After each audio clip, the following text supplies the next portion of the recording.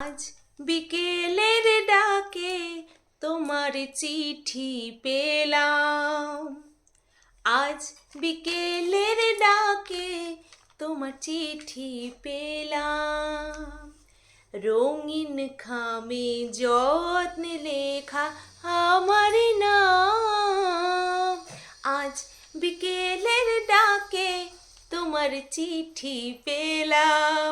চলে এসছে চলে এসছে চলে এসছে নোটিশ চলে এসছে ফাইনালি। লুকা ছুপি বহুত হুই সামনে আ জানা। তো অ্যাটলিস্ট চলে এসেছে হাতে। খেলা নোটিশ নোটিশ খেলা অনেক হয়েছে, ফাইনালি আমার হাতে চলে এসেছে। তো দেখো, আমি এবার এটা তোমাদেরকে দেখাবো যে নোটিশ কি করে খুলতে হয়, মানে একটা এনভেলপমেন্ট কি করে খুলতে হয়, এনভেলপ কি করে খুলতে হয়। হ্যাঁ, আমি কিন্তু অজস্র ভুল করি, তোমরা আমার ঠিক করে দিবা, ঠিক আছে? ওই খাম আর কি, খামটা কি করে খুলতে হয় সেটা তোমাদেরকে দেখাবো। তো আমি খামের থেকে অলরেডি বের করে নিছি, ঠিক আছে? এইবার জাস্ট ক্যামেরা শুধু অ্যাঙ্গেল চেঞ্জ হবে, ঠিক আছে?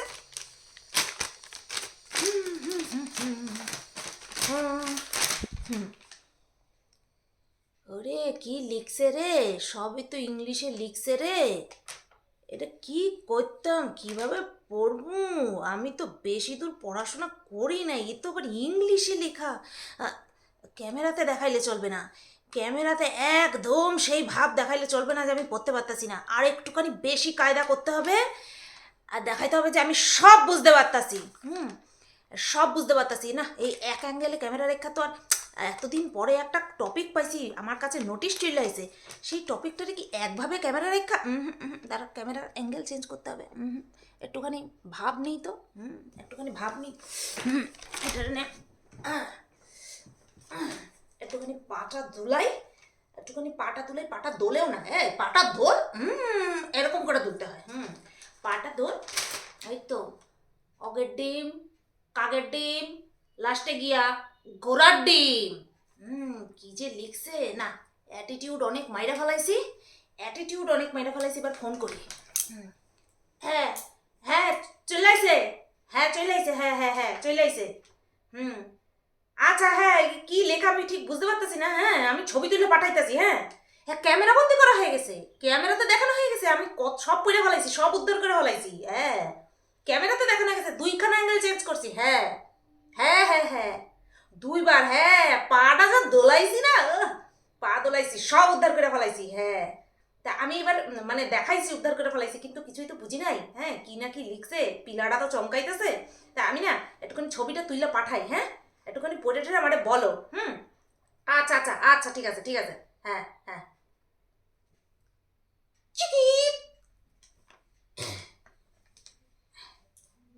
হ্যাঁ পাঠাই দিছি, দেখো। হ্যাঁ আচ্ছা, হ্যাঁ ডিভোর্সের জন্য অ্যাপ্লাই করছে, খেলা শেষ। ও যা, এ তো খেলা শেষ হয়ে গেল, এখনো তো ঘরের কত কিছু বাকি। হ্যাঁ এখনো তো ঘরের কত কিছু বাকি। না না না না, এত তাড়াতাড়ি খেলা শেষ করলে হবে না। এত তাড়াতাড়ি খেলা শেষ করলে হবে না, খেলা চালাইতে হবে। হ্যাঁ এত ইজি, আমার নামে এত এলিগেশন, হ্যাঁ প্রমাণ করতে পারবে? এত তাড়াতাড়ি না, এত তাড়াতাড়ি খেলা শেষ করলে চলবে না। হ্যাঁ হ্যাঁ হ্যাঁ হ্যাঁ একদম একদম। হ্যাঁ ঠিক আছে ঠিক আছে। হ্যাঁ এবার আমি একটুখানি কয়ে নিই, যে ক্যামেরাতে বলে নিই, আমি শুনলাম তো তোমার কাছ থেকে, এবার বলে নিই যে কি কি লেখা আছে সেগুলি বলি, যে আমি উদ্ধার করে ফেলছি। হ্যাঁ আচ্ছা ঠিক আছে। হ্যাঁ হ্যাঁ হ্যাঁ মনটা তো খারাপ হয়ে গেল না, না এবার কই, মনটা তো খারাপ হয়ে গেল, কিন্তু সেটারও কন্ট্রোল করে কইতে হবে। আর কি করুম, কিছু তার করার নাই। তো হ্যাঁ, তো অবশেষে খেলা শেষ, ফাইনালি নোটিশটা আমার কাছে চলে আসলো। ডিভোর্সের জন্য অ্যাপ্লাই করা হয়েছে, তাও আবার একতরফা ডিভোর্সের জন্য অ্যাপ্লাই করা হয়েছে। আর অনেক অনেক অনেক অ্যালিগেশন দেওয়া হয়েছে আমার উপরে। হ্যাঁ তা দেখা যাক কী হবে না হবে। আমি কি কি অ্যালিগেশন দিয়েছে না দিয়েছে সেগুলি আমি সব আলোচনা করে নিই, অভিজ্ঞ ব্যক্তিদের সঙ্গে আলোচনা করে নিই, সেটা তোমাদেরকে যদি জানানো যায় জানাবো, ঠিক আছে? এত তাড়াতাড়ি সব কিছু শেষ হয়ে যাবে না, কিছু একটা করতেই হবে, কিছু একটা করতেই হবে, কিছু একটা করতেই হবে। হ্যালো বন্ধুরা, কেমন আছো সবাই? আশা করছি তোমরা সবাই ভালো আছো আর আমিও ভালো আছি। ব্ল্যাঙ্ক পেপার, এটা পার্চমেন্ট পেপার, ঠিক আছে? এটা পার্চমেন্ট পেপার, এটার মধ্যে কিন্তু কিচ্ছু নেই। আমি জাস্ট দেখলাম যে ফন্দীপের কাছে ফাইনালি নোটিশ চলে এসেছে এবং তার মুখের অবস্থা দেখলাম যে সে মোটেও হ্যাপি নয়, যেটা আমি পার্সোনালি ফিল করলাম যে সে মোটেও হ্যাপি নয়। কারণ খেলা তাড়াতাড়ি সাঙ্গ হয়ে গেলে তারপরে সে কী নিয়ে খেলবে, তার চ্যানেলটা কী নিয়ে চলবে, এটাও একটা কথা। যখন আইনত দিক থেকে পুরোপুরি বিচ্ছেদটা ঘটে যাবে, ঠিক আছে, বিচ্ছেদটা যখন পুরোপুরি হয়ে যাবে তখন কাদা ছেটাছিটির বিষয়টা একটা ব্লগার হিসেবে এ মনে হয় না করবে, এটা আমার মনে হয়।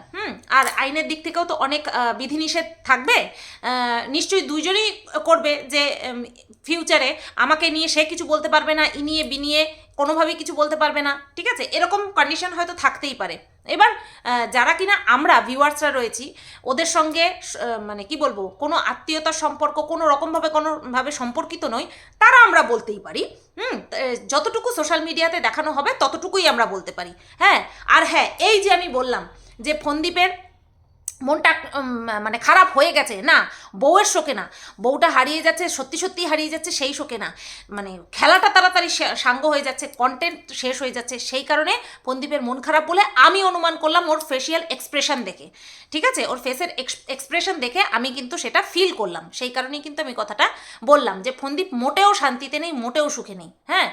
মানুষের যদি বলতো মানে ডিভোর্সের জন্য যদি সেও চাইতো, বা এই যে একটা কথা যে থুতু ফেলে দিয়ে আমি আর সেই থুতু চাটি না, ফেলা থুতু চাটি না, এটা যদি বাস্তবিক ও যদি চাইতো তাহলে কি বলতো, বাচ্চা গেছে এই তো ডিভোর্স দিয়ে দেবো, তবে অ্যালিগেশন আমি নেব না, এইভাবে বলতো। কিন্তু সে কি বলেছে, খেলা শেষ হয়েছে, ফাইনালি চলে এসেছে। জীবনে তোমরা দেখেছো যে যারা একটা লিগাল নোটিশ পায়, সে ডিভোর্সের হোক, আরে ডিভোর্সের জন্য তো বেশি মন খারাপ হয়ে থাকে মানুষের, তাই না? ডিভোর্সের জন্য হোক, যে কোনো কারণের জন্য হোক, কোর্টের একটা চিঠি বা নোটিশ, কোর্টের থেকে তো চিঠি, নোটিশ যখন আসে, মানুষ সেটাকে ক্যামেরাবন্দি করার মানসিক পরিস্থিতিতে থাকে, মানুষ থাকে মানে ক্যামেরাবন্দি করার মানসিক পরিস্থিতিতে, পরবর্তীতে শেয়ার করা সেই ব্যাপারটা পুরো আলাদা। এটা পুরোটা একটা সিনেমেটিক ওয়েতে আমাদেরকে দেখানো হচ্ছে, এনভেলপটা খোলা হচ্ছে, তারপরে চিঠিটা বের করা হচ্ছে, নোটিশটা বের করা হচ্ছে, সেটাকে পড়ার অ্যাঙ্গেলে যদিও বা কিছু উদ্ধার করতে পারে নাই। কারণ সত্যি বলছি, যারা এমনিতেও আমি তো ইংলিশে একদম কাঁচা, যারা ইংলিশে ভালো না তাদের কাছেও এই আইনি ভাষা বুঝতে কিন্তু একটু সময় লাগবে, আর যারা আইনি বিষয়ে বিশেষজ্ঞ তারা ইজিলি পড়তে পারে। আইনের ভাষা একটু খটোমটো হয়, আমি তো এর মধ্যে দিয়ে গেছি, সেই কারণে আমি বলতে পারছি, ঠিক আছে? তো আমার মনে হলো না একদমই ফন্দীপ খুশি, আর ফন্দীপের মতন এইরকম এনভেলপমেন্ট খুলে তারপরে নোটিশের সম্পর্কে এরকমভাবে বলা, বিশ্বাস করো সত্যি দেখা যায় না, সব কিছুকে কী করে কন্টেন্ট বানাতে হয় ফন্দীপ শিখিয়ে যাচ্ছে। সেই দিন ঠাকুর পুজো দিচ্ছে, হনুমানজির পুজো করছে, ঠিক আছে, মঙ্গলবার দিন খুব সম্ভবত। তোমরা দেখেছো ক্যামেরা কখনো পেছনে ছিল, কখনো সাইডে ছিল, কখনো নিচে ছিল। এবার ভাবো ওই ক্যামেরাটা নিয়ে রান্নাঘরে যায়, যেটা কিনা আমি এর আগেও বহুবার বলেছি, এবং আমি আমার ব্লগ চ্যানেলে তোমরা দেখেছো এক জায়গায় ক্যামেরা স্থির থাকে, জুম করি যাতে একটুখানি ভ্যারিয়েশন আসে ভিডিওর মধ্যে, সেই কারণের জন্য একটুখানি জুম করি, বাট কখনো ক্যামেরার অ্যাঙ্গেল কিন্তু চেঞ্জ হয় না। কিন্তু আমাদের ফন্দীপ কী করেছে, ভক্তি শুধু ঠাকুরের উদ্দেশ্যে নিবেদন করেনি, দর্শকদের উদ্দেশ্যেও নিবেদন করেছে। তাহলে ঠাকুর ঘরটা মানে ঠাকুরের সিংহাসনটা রান্নাঘরে রাখলেও মনে হয় না খুব বেশি একটা আপত্তিজনক হবে, কারণ ওই ফোন চারিদিকে ছোঁয়াছানি লাগে, খাওয়ার টেবিলে থাকে, খেতে খেতে ফোনের অ্যাঙ্গেল চেঞ্জ করে, নিশ্চয়ই হাত ফাত ধুয়ে তারপরে ক্যামেরার অ্যাঙ্গেল চেঞ্জ করে না, তাই না? তো এগুলো না দেখার বিষয় আছে। একটা ব্লগার শুধুমাত্র ভিডিওটাকে অ্যাট্রাকটিভ করার জন্য আমাদের যে একটা ভক্তি শ্রদ্ধা সেই বিষয়টাকে নিয়ে খিলওয়াড় করছে, খেলা করছে, এগুলোও কিন্তু দেখার বিষয়। কিন্তু কি বলতো, এখানে মানুষ সাপোর্টের নামে এতটা অন্ধ হয়ে যায় যে এই বিষয়গুলি আর ফলো করতে পারে না। আর এই বিষয়গুলো নিয়ে যখন আমি আলোচনা করি তখন ভাবে এত কি দরকার, তোর কেন এত জ্বালা? ভাই বহুত জ্বালা, এই জ্বালা প্রকাশ করে না পয়সা পাই, তাহলে জ্বালা দেখাবো না? যেখানে ভক্তি বিক্রি হচ্ছে, যেখানে স্নেহ মমতা বিক্রি হচ্ছে, স্নেহ মমতা প্রত্যেকটা সম্পর্ক বিক্রি হচ্ছে, সেখানে আমি কি দোষ করলাম, তাই না? আমি কি দোষ করলাম? তো যাই হোক বন্ধুরা, আমার যেটা এই নোটিশ সম্পর্কে মনে হয়েছে সেটা আমি তোমাদেরকে বলে দিলাম। এইবার দেখার বিষয় যে অ্যালিগেশন কি কি দিয়েছে, কে কিভাবে নিজেকে নির্দোষ প্রমাণ করবে, সেটা হচ্ছে দেখার বিষয়। ফন্দীপ বলছে আমার নামে তো অনেক অ্যালিগেশনও দিয়েছে। যাই হোক, নিজের অ্যাডভোকেটের সঙ্গে আলোচনা করে আমাদেরকে জানাবে যে অ্যালিগেশন কি কি দিয়েছে না দিয়েছে। আগেও জানাতে পারে, পরেও জানাতে পারে, যে যা কোনো কিছু হয়ে যেতে পারে।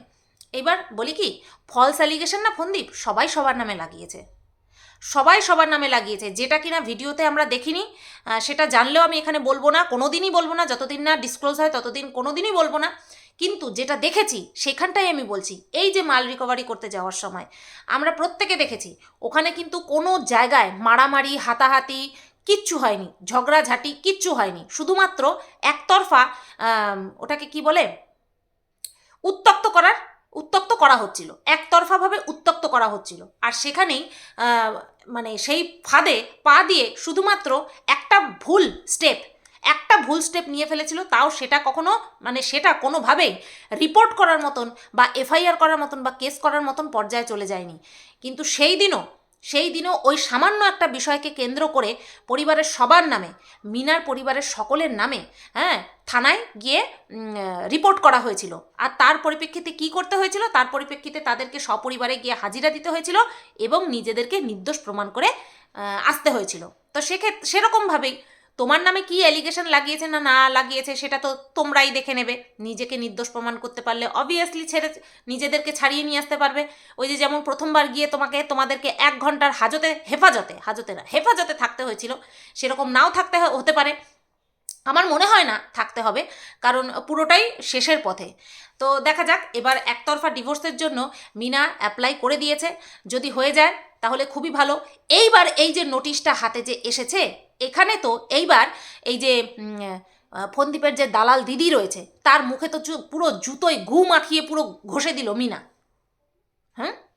ওই দালাল দিদির মুখে, ওই অসভ্য নোংরা চরিত্রহীন মহিলার মুখে মিনা তো জুতোর মধ্যে কুকুরের গু মাখিয়ে তারপরে মুখে ডলে দিল। বলছিল না, এই নিয়ে 3 দফায় বলেছে যে মিনা ফিরতে চায়, শ্বশুরবাড়িতে ফিরতে চায়। ভেরি রিসেন্ট পরশুদিনও বলেছে যে সুন্দর গাড়ি দেখে, সুন্দর বাড়ি দেখে, গত পরশু না গতকালকে, যাই হোক ভেরি রিসেন্ট বলেছে সুন্দর বাড়ি দেখে, সুন্দর গাড়ি দেখে নাকি মিনা শ্বশুরবাড়িতে ফিরতে চায়। তো মাখিয়ে দিল তো জুতো, গু মাখিয়ে দিল তো জুতো দিয়ে তোর মুখে, এরকমভাবেই পড়বে। দেখ, ও যদি ফিরতে চাইতো তাহলে ও কি ডিভোর্সের জন্য পাঠাতো? তাও কোনো মানে কি বলবো আর্গুমেন্টে যাচ্ছে না, শুধুমাত্র একতরফা ডিভোর্স চায়। কখন একটা মানুষ আরেকটা মানুষের কাছে একতরফা ডিভোর্স চায়? তার মনে প্রাণে তার কাছে যাওয়ার ইচ্ছা, তার সাথে থাকার ইচ্ছা তখন দেয়। এরা সমস্তটা শুধুমাত্র কন্টেন্ট করার জন্য, অপরকে বদনাম করার জন্য মিথ্যে অ্যালিগেশন দিয়ে যাচ্ছে। আর এরা কিছু চামচা পুষে রেখেছে যারা কিনা এদের এই নোংরামোগুলো দেখতেই পায় না। সেই চামচাগুলো কমিউনিটিতে ঝুলতে থাকে, ঠিক আছে? কমিউনিটিতে ঝোলানোর লোভ দেখিয়ে তারপরে এইরকমভাবে চামচাগিরি করে। তাদের চোখে পড়ে না এই যে মিথ্যাচারিতা, এই যে বেসলেস কথাবার্তা, এইগুলো চোখে পড়ে না। একজনকে নিচু করার জন্য তার নামে যার পর নাই তাই মিথ্যা কথা বলে বলে বলে বলে ক্ষান্ত হয় না, সেইগুলো চোখে পড়ে না। তো এই হচ্ছে, এগুলিকে বলে চামচাগিরি, ঠিক আছে? কোন স্বার্থে করছে সেটা তো একমাত্র ভগবান জানেন। তো যাই হোক, কিরে অসভ্য মহিলা, মুখে সপাটে কীরকম জুতোর বাড়ি মারলো মিনা, একদম আইনিভাবে। তুই তো অনেক কথা বলেছিস বেসলেসভাবে, কোনো কিচ্ছুর প্রুফ দিতে পারিসনি, শুধু বলে গেছিস, শুধু বিনা কারণে বেসলেসভাবে নিজের ভাইকে, যাকে তুই ভাই রেখেছিস, তাকে শুধু উঁচুতে তুলতে চেয়েছিস। তাকে শুধুমাত্র তুই উঁচুতে তুলতে চেয়েছিস বিনা প্রমাণে, আরেকজনকে নিচু করে। কি লাভ পেয়েছিস? এই তো সপাটে জুতোর বাড়ি মেরে দিল তোর মুখটার মধ্যে, তোর ওই কি বলবো মার্কা মুখটার মধ্যে। আর বলছি না কিয়ে মার্কা, ওই মুখটার মধ্যে তো একেবারে কি বলে ওটাকে, জুতোর মধ্যে গু মাখিয়ে একদম তোর মুখে মাখিয়ে দিয়েছে, সারা মুখে। নে যা, এবার গন্ধ ছড়াতে থাক, ভাইয়ের বাড়িতে গিয়েও একটুখানি নিজের গন্ধ শুকিয়ে আসিস। কারণ তোর এই সমস্ত বেসলেস কথাবার্তার সত্যতা যাচাই না করে তোর লোভী ভাই সে কন্টেন্ট বানাতে বসে পড়ে। সে নাকি ভ্লগার, সমস্ত কন্ট্রোভার্সি চ্যানেল ফলো করবে, সেখান থেকে কি একটা অংশ তুলে নিয়ে নিজের ভিডিওতে দিয়ে দেবে। আবার বলে আমার চ্যানেল ভদ্র চ্যানেল। আমি ভদ্রতার সঙ্গে ভিডিও বানাই, অথচ তার ভিডিওর মধ্যে সমস্ত সে যেই কন্ট্রোভার্সি ক্রিয়েটারগুলোকে পুষে রেখেছে সেই ভিডিওগুলোর কিছু কিছু ছটাক ছটাক নিয়ে এসে নিজের ভিডিওতে ছেড়ে দেয়। ব্যাস হয়ে গেল ব্লগিং, হয়ে গেল ব্লগিং। এইবার কি করবে বন্ধুরা বলো তো? এইবার কি করবে? কতবার আর ক্যামেরার অ্যাঙ্গেল চেঞ্জ করে ভিডিও দেখাবে? মেন ভিডিওর বিষয় ছিল তো বউয়ের চরিত্র বিক্রি করা। হ্যাঁ, সেই বউ তো একেবারে সপাটে জুতোর বাড়ি মেরে কি বললো, আমার একতরফা ডিভোর্স চাই ভাই, আমি কোনো আর্গুমেন্টে যেতে চাই না, শুধু মুক্তি চাই। আর আরও একটা কথা বন্ধুরা, এই যে অসভ্য মহিলা, এর সম্পর্কে অনেক তথ্য বেরিয়ে আসছে, প্রচুর পরিমাণে তথ্য বেরিয়ে আসছে, যেই তথ্যগুলি কিনা একদম সত্যি তথ্য বা সত্যি খবর। এই যে নোংরা মহিলাটা, অসভ্য চরিত্রহীন মহিলা, যেই গ্রুপটা ক্রিয়েট করেছিল, সেখানে সমস্ত বেশিরভাগ বাংলাদেশিরা ছিল। সেই বাংলাদেশিরা এর কাছ থেকে ভার্বালি মৌখিকভাবে অত্যাচারিত হয়ে, নির্যাতিত হয়ে, তারপরে বিভিন্ন মানে আর কি কন্ট্রোভার্সি ক্রিয়েটারদের কাছে গিয়ে সাহায্য চাইছে। তাহলে ভাবো যে এই নোংরামি শুরু করেছিল কিসের জন্য? নিজের উদরপূর্তির জন্য, নিজের উদর পূরণ করার জন্য, টাকা দিয়ে নিজের উদর পূরণ করার জন্য। আর কি চেয়েছিল? নিজের ভাইকে, নিজের ভাই না সরি, ওই যে মুখে যাকে ভাই বলে ডেকেছে তাকে টাকা দিয়ে সন্তুষ্ট রেখে, তার সঙ্গে যোগাযোগ রেখে নিজের চ্যানেলটাকে গ্রো করার সমস্ত ফন্দি এঁটে নিয়েছিল। একদিকে কি করবে? একদিকে টাকা যাকে ভাই বলে ডেকেছে তার মুখে গুজে দেবে, আর তার সঙ্গে সঙ্গে থেকে কি করবে? নিজের চ্যানেলটাকে গ্রো করবে। আর সাথে সাথে তো নিজের তো লভ্যাংশ রয়েইছে, মানে নগদ লভ্যাংশ, এগুলো তো রয়েইছে। আর আমরা এখানে মোড়ে 3-4টে করে ভিডিও বানাই, তারপরে আমাদের বাড়িতে লিগ্যাল নোটিশ আসে। ভাবো তো দুনিয়া কোথায় গেছে। হ্যাঁ, এইসব লিগ্যাল নোটিশের নিয়ে আমি যদিও বা পরোয়া করি না, তারপরেও আসছে তো বাড়িতে। কিন্তু এরা নোংরামি করে বেড়াচ্ছে দিনের পর দিন জনসমক্ষে। হ্যাঁ, প্রমাণ দিয়ে নোংরামি করছে, তারপরেও মানুষ চোখে দেখে না। তারপরে মানুষ কি যে খোঁজে, বলে ভালোবাসা খোঁজে। ওটা ভালোবাসা না, ভোদাবাসা। ঠিক আছে, ওটা ভাদবাসা, সরি, ওটা ভাদবাসা, ওটা ভালোবাসা না। তো সমস্ত কিছুই বেরিয়ে আসছে। কি আর বলবো, সত্য কখনো চাপা থাকে না। যেমন সত্য হচ্ছে সূর্যের মতো। সূর্যকে কি বলবো, চাদর দিয়ে ঢেকে রাখা যায়? কোনো কিছু দিয়ে ঢেকে রাখা যায়? মেঘ ঢেকে রাখতে পারে? এক না এক সময় মেঘকে সরতেই হয়, সূর্যের আলো ঠিকরে পড়ে। আর আমার সঙ্গে এরকম হচ্ছে যে সূর্য যতই চকমক করুক, সাগরের জলকে কোনোদিনও শোকাতে